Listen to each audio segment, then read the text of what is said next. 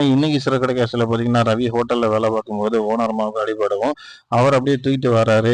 அந்த நேரம் சுருதி பார்த்துறாங்க. பார்த்துட்டு என்ன பண்றாங்க அப்படின்னா, கோவிச்சுட்டு அப்படியே வெளில போயிடுறாங்க. ரவி கூப்பிட அடுத்து கால் பண்ணியெல்லாம் பேசி பார்க்குறாரு. கால் அவங்க அட்டெண்ட் பண்ணாமயே இருக்காங்க. ரொம்ப ஃபீல் பண்றாரு ரவி. வெட்டிங் டே வேற நெருங்கிருச்சு. ஃபங்க்ஷனுக்கு எல்லாருமே வந்துருவாங்க. என்னடா பண்றது அப்படின்னு சொல்லி ரொம்ப ஃபீல் பண்ற நேரம் பார்த்து, முத்துவும் மீனாவும் தெரிஞ்சுக்கிட்டு, என்னடா உன்னுடைய முகம் வாடி இருக்கு, என்னடா பிரச்சனைன்னு கேட்கும்போது நடந்த விஷயத்த சொல்றாரு. அப்ப சரி, ஒன்னும் நீ பிரச்சனை பண்ணாதான், இதை அப்பாட்ட யார்கிட்ட நீ சொல்லாத, நீ ஃபங்க்ஷனுக்கு ஏற்பாடு எல்லாம் பண்ணிக்கிட்டே இரு, நான் போய் சுருதியை கண்டுபிடிச்சி கூப்பிட்டு வந்துடும் அப்படின்னு சொல்லிட்டு ரவியும் மீனாவும் முத்துவும் மீனாவும் கிளம்புறாங்க. கிளம்பி எல்லா இடத்துலையும் தேடி பார்க்குறாங்க. ஆள் கிடைச்ச பாடு இல்லை. ஸ்டுடியோக்கெல்லாம் போய் பார்க்குறாங்க. அங்கேயும் அவங்க வரல அப்படின்னு சொல்லிட்டாங்க. ஃபங்க்ஷன் நெருங்கிருச்சு. சுருதியோட அப்பா அம்மா வீட்டுக்கு வந்துடுறாங்க. வந்துட்டு அவங்க என்ன சொல்கிறாங்கன்னா, அந்த மீட்டிங் ஹாலில் இன்னும் சுருதியை காணோம், இந்த நேரம் பார்த்து எதுக்கு ஊருக்குன்னு அலைஞ்சிக்கிட்டு இருக்கு அப்படின்ற மாதிரி சொல்கிறாங்க. ஏன்னா அப்படி தான் எல்லாரும் சொல்லி வச்சுருக்காங்க.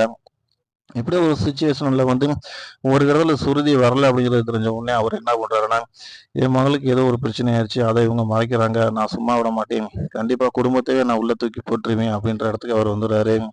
அதுக்கான வாய்ப்புகளே அதிகமா இருக்கு. ஏன்னா சுருதியை இன்னும் காண பார்க்கலாம் நெக்ஸ்ட் என்ன நடக்குது அப்படிங்கிறது. ஒரு இடத்துல பாத்தீங்கன்னா, ரவி மேல உள்ள, அதாவது குடும்பத்து மேல உள்ள கோபத்தை வச்சு இதுதான் சந்தர்ப்பம் சொல்லிட்டு குடும்பத்தையே கொண்டு போய் ஜெயில போறதுக்கான வாய்ப்புகள் நிறையவே இருக்கு. சுருதி ஒரு சின்ன விஷயத்தை பெருசாகிட்டாங்க அப்படின்னு தான் பார்க்க முடியுது.